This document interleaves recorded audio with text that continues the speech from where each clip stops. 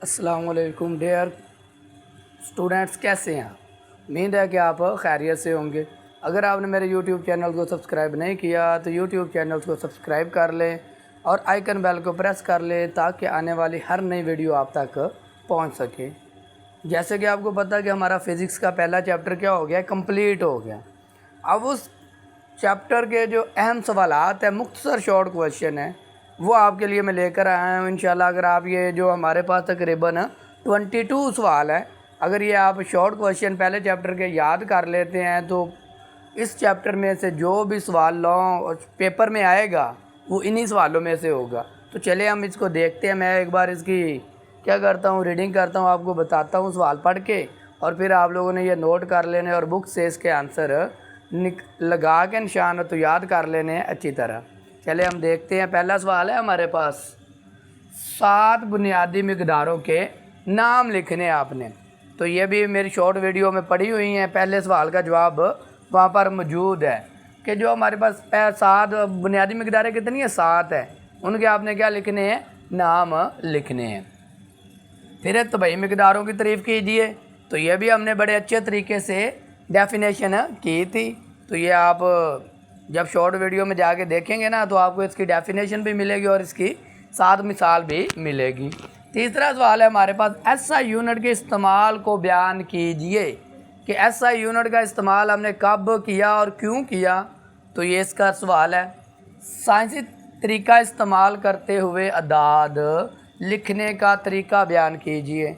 बड़ा ही अहम short question है, बुक के अंदर इसका जवाब मौजूद है। 2 पैमाइशी आलात के नाम। तो ये भी हमने पढ़ा, बुक के अंदर सामने लिखे हुए हैं। कह रहे प्रोलक्स एरर की तारीफ़ कीजिए। जो प्रोलक्स एरर है उनकी क्या करनी है, आपने तारीफ़ करनी है। वर्नियर्स कैलिपर्स से क्या मुराद है। वर्नियर कैलिपर्स की आपने क्या करनी है, डेफिनेशन तैयार करनी है। वर्नियर कैलिपर्स के लीस्ट काउंट से क्या मुराद है। तो आपने दसना है कि जो लीस्ट काउंट है ना, लीस्ट काउंट यानी कि कम से कम जो पैमाइश है वो इसकी क्या है, वो आपने बयान करनी है शॉर्ट क्वेश्चन के तौर पर। स्क्रू गेज की पैमाइश वर्नियर कैलिपर्स की निस्बत ज़्यादा दुरुस्त क्यों होती है, आपने वो बतानी है। ज़ीरो एरर से क्या मुराद है, ये आपने डेफिनेशन बतानी है। पैमाइशी सिलेंडर क्यों इस्तेमाल किया जाता है। इंसानी गलती, बाकायदा गलती और बेकायदा गलती की आपने क्या करनी है, तीनों की डेफिनेशंस करनी है। ये हमारे पास 12 सवाल ये हो गए। आगे हमारे पास वो है, कह रहे हैं कि नुमाया हिस्से क्या होते हैं। नुमाया हिस्से की आपने क्या करनी है, तारीफ़ करनी है। सही पैमाइश क्या है, तारीफ़ कीजिए। दुरुस्तगी क्या है, यानी कि दुरुस्त क्या होता है, ये हमने डेफिनेशन पढ़ी हैं। नुमाया हिस्सों के कवायद बयान कीजिए। नुमाया हिस्सों के कवायद, लंबाई, मास, वक़्त और दर्जा हरारत के यूनिट्स लिखिए। बड़ा ही अहम शॉर्ट क्वेश्चन है। बुनियादी और मखूज़ मिकदारों की तारीफ़ करनी है और उनकी मिसालें लिखनी है।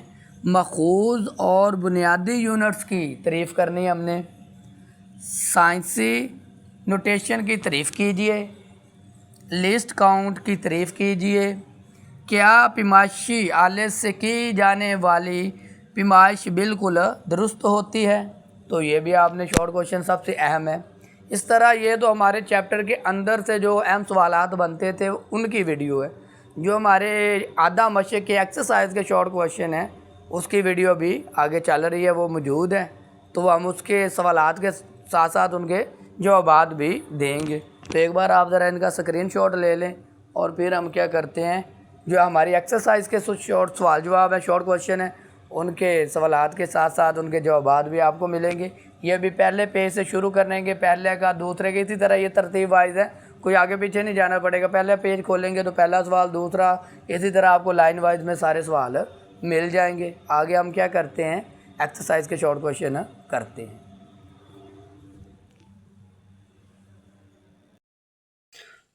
क्या एक गैर तबई मिकदार की पैमाइश की जा सकती है, अगर जवाब हाँ है तो कैसे। जी हाँ, غیر طبعی مقدار کی پیمائش کی جا سکتی ہے۔ مثال کے طور پر طبعی مقداروں کی پیمائش براہ راست آلات کا استعمال کر کے کی جا سکتی ہے، یعنی کہ ڈائریکٹ جو ہمارے پاس پیمائشی آلات ہوتے ہیں اس کو استعمال کر کے ہم ان کی پیمائش کر سکتے ہیں، جیسے کہ لمبائی، ماس، ٹمپریچر۔ لمبائی کے لیے میٹر استعمال کرتے ہیں، ماس کے لیے کلو گرام، ٹمپریچر کے لیے درجہ حرارت کا اسکیل کیلون وغیرہ ہوتا ہے، جبکہ غیر طبعی مقداروں کی پیمائش براہ راست کسی آلے سے نہیں کی جا سکتی، بلکہ اس کے لیے خاص اصول استعمال ہوتے ہیں۔ مثلاً خوبصورتی، انصاف، خوشی یا پیار وغیرہ کی پیمائش کے لیے حجرے کا پینل منتخب کیا جاتا ہے جو ان کی پیمائش کر سکتا ہے۔ ویسے انہوں نے ہمارے پاس پوچھا تھا بس غیر طبعی مقداروں، تو وہ وہاں تک بھی آپ کر سکتے ہیں۔ پیمائش کسے کہتے ہیں؟ اس کے دو حصوں کے نام۔ پیمائش یہ طبعی مقدار کو عددی قدر تفویض کرنے کا عمل ہے۔ تفویض کرنے کا مطلب کیا ہے؟ اس کو دینے کا عمل ہے۔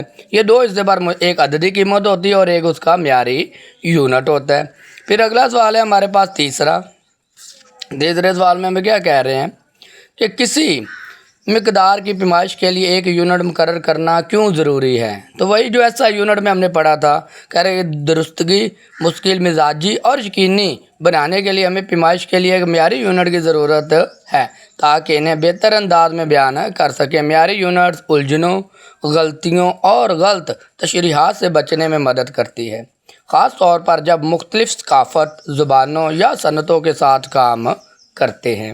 چوتھا سوال ہمارے پاس 3 بنیادی مقداروں اور 3 ماخوذ مقداروں کے نام۔ بنیادی مقداریں ہمارے پاس کیا ہے؟ لمبائی، وقت، ماس۔ پھر اگلا دیکھتے ہیں۔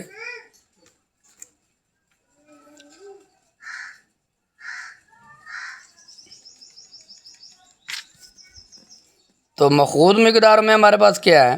ایریا، ویلوسٹی اور ڈینسٹی۔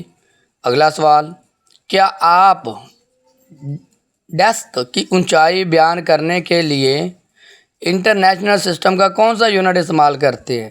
تو کہہ رہے ڈیسک کی اونچائی کو ظاہر کرنے کے لیے SI یونٹ میں میٹر کا استعمال کیا جاتا ہے۔ تمام بنیادی یونٹس کے نام اور ان کی علامات تو یہ ہم شارٹ کویشچن میں کر چکے ہیں بڑے اچھے طریقے سے۔ کہہ رہے ہیں کہ 7 بنیادی یونٹس کے نام اور علامات: لمبائی میٹر، وقت سیکنڈ، ٹمپریچر کیلون، مادے کی مقدار مول، ماس kilo gram, electric current ampere, روشنی کی شدت کنڈیلا۔ پھر ہمارے پاس اگلا سوال ہے، کہہ رہے ہیں کہ پری فکسز کیا ہوتا ہے؟ پری فکسز کیوں استعمال کی جاتی ہے؟ 3 ملٹیپلز اور 3 سب ملٹیپلز پری فکسز کے نام۔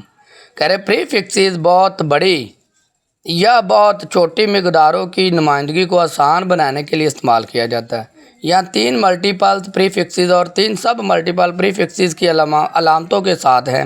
ملٹیپل کلو 1000 یعنی کہ 10 کی پاور 3 کے برابر ہوتا ہے، گیگا 1 ملین 10 کی پاور 9، میگا 1 ملین 10 کی پاور 6۔ سب ملٹیپل ملی 1000 یا 1000واں یعنی کہ 10 کی پاور -3۔ نینو 1 بلینواں حصہ ہوتا ہے 10 کی پاور -9۔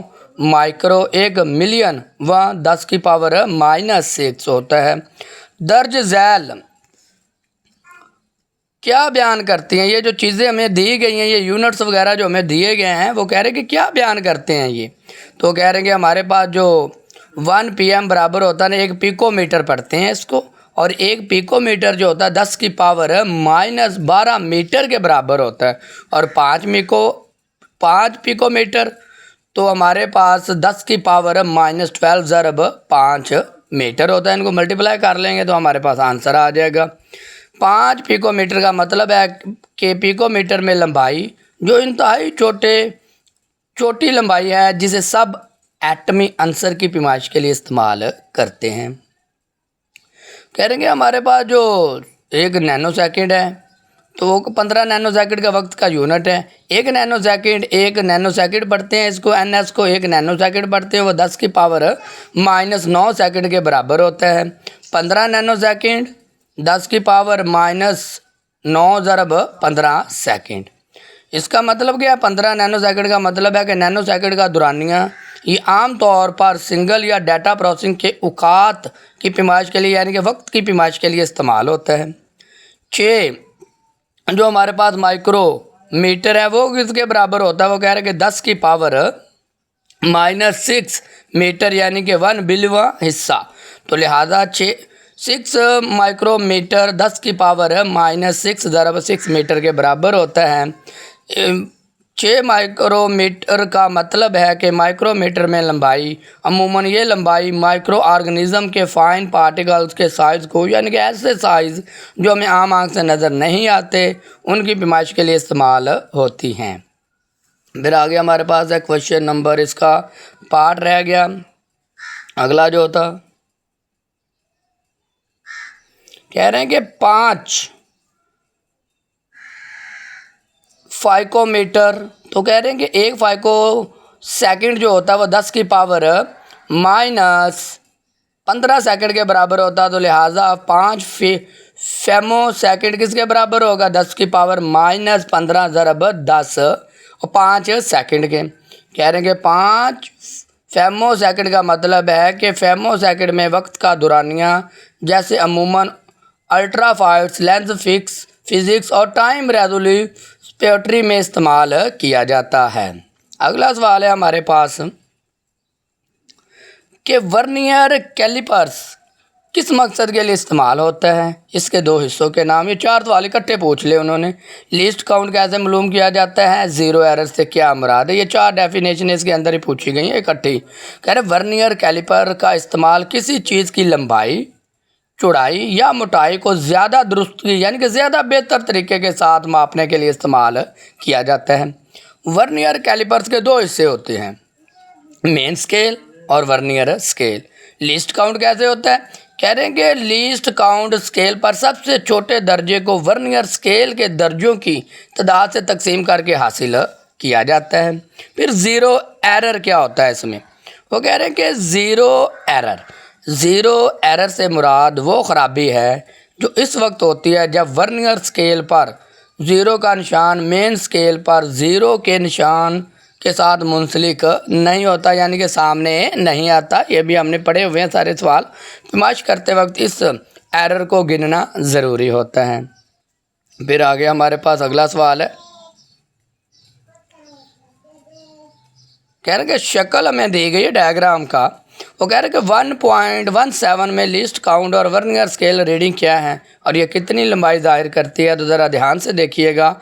लीस्ट काउंट को हम दर्जादार तरीक़ों से, यानी कि वो फार्मूला पढ़ चुके हैं हम, मेन स्केल का 1 दर्जा डिवाइडेड बाय वर्नियर स्केल के कुल दर्जे। तो मेन स्केल का 1 दर्जा 1 मिलीमीटर के बराबर है और वो हमें आंसर में कितना दिया गया, देखें ये जो चीज़ है 0, 5 और 10, कहाँ तक हमें दिया गया 10, तो 10 दर्जे दिया गया, हमने इसको 10 पे क्या कर देना है, डिवाइड कर देना है। तो हमारे पास लिस्ट काउंट आ जाएगा 0.1 मिलीमीटर।